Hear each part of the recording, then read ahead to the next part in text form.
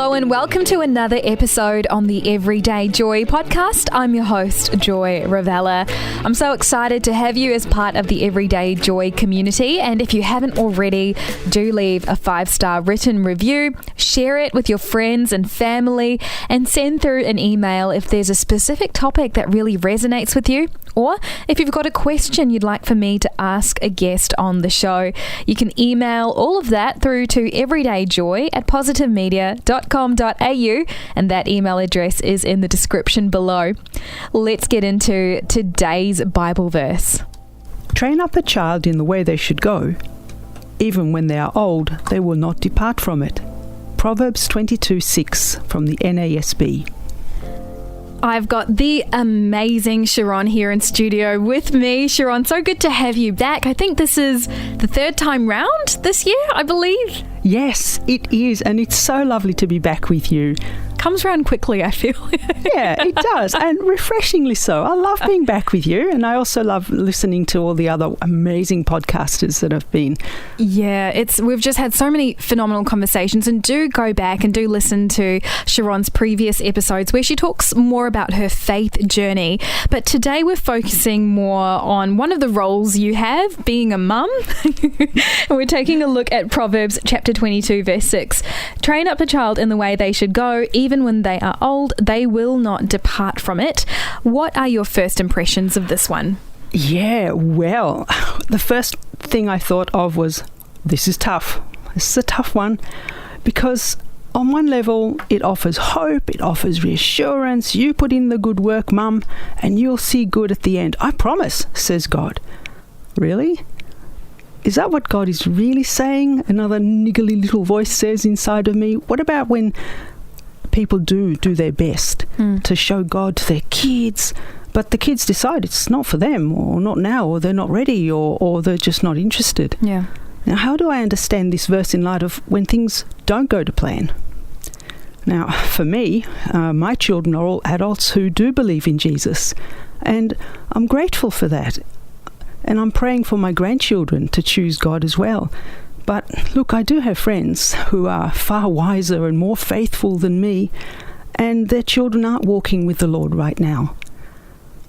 So what is God saying to them in this verse is what that niggling voice inside of me wants to explore further. Yeah. And I think that's something I've definitely seen in my own life as well. And I've got some amazing friends of mine who, followed God for most of their lives, and then they kind of hit something in their 20s and they've gone in a different direction, and it's been heartbreaking for their parents, who know my parents. Absolutely.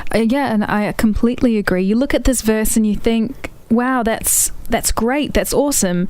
But what if it doesn't happen? And I'm looking forward to unpacking that a little bit later.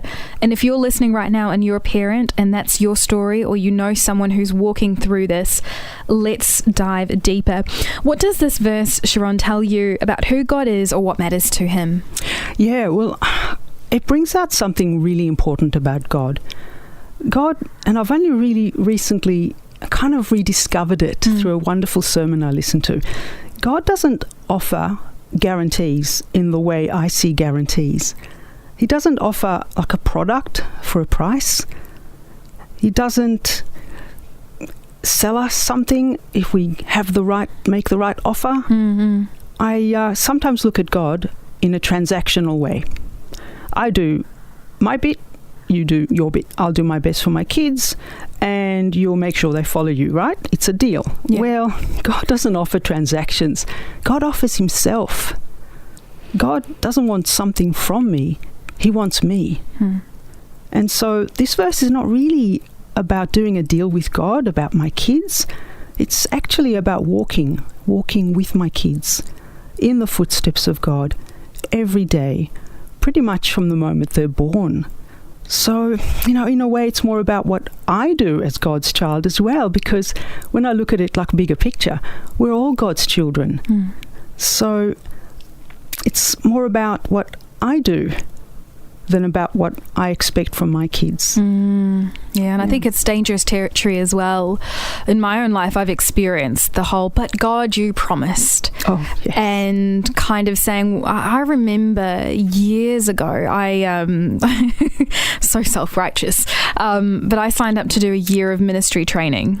And I must have thought somewhere in my mind that because I had given up a whole year of doing Bible training, that good things would happen. Yeah, that God owed you. Yeah, really. And that was literally my prayer by the end of the year when I had a series of awful things happen. And I just said, God, I've given up a year of my life to, to go You sound just like the typical Jewish mother. Look at what I've done for you. And it was a humbling experience because God had to teach me the hard way.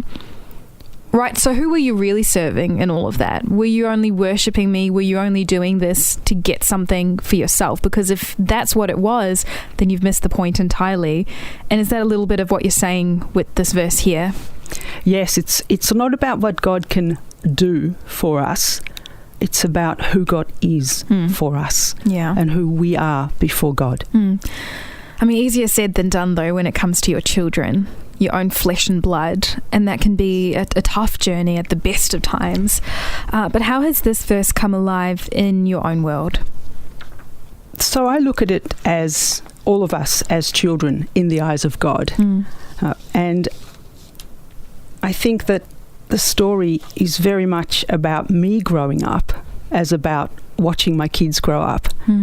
So I totally get what you said earlier about having all these wonderful self-righteous expectations that God will come through because you've put something before him. You've given him something and now he owes you, but that's not how God works. And so this story is about me growing up in the way I should go as a child of God. So my husband and I both grew up in homes that were quite competitive and fairly critical and negative.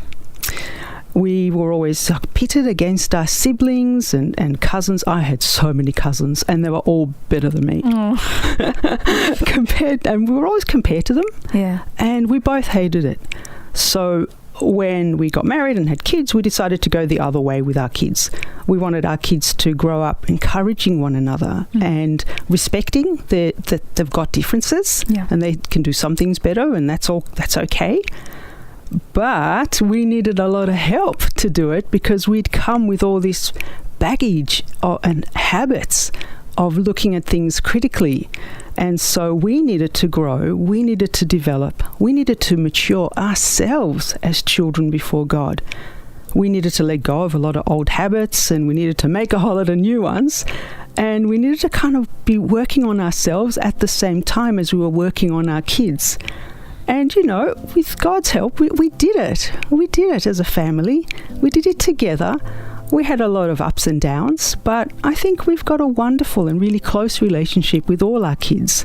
So my personal story is that this verse is as much about me training myself to walk with God as it is about teaching my children to walk with God.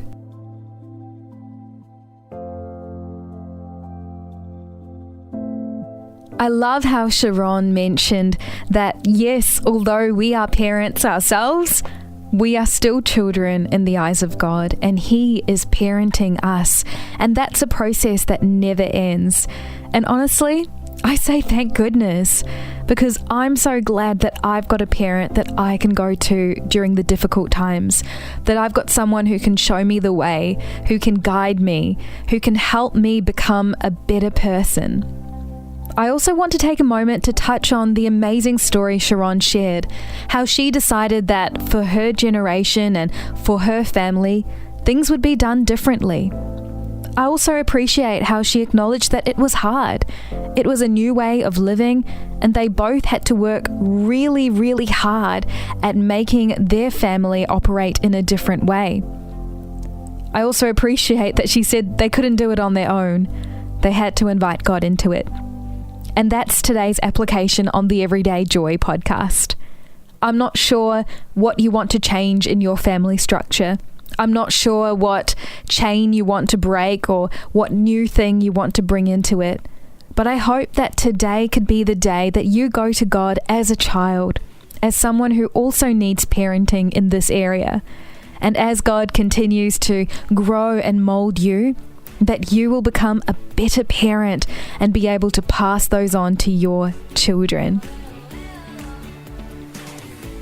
Well, that wraps up today's episode on the Everyday Joy podcast. I look forward to catching up again tomorrow and having more conversations as we grow together day by day, verse by verse. Catch up tomorrow.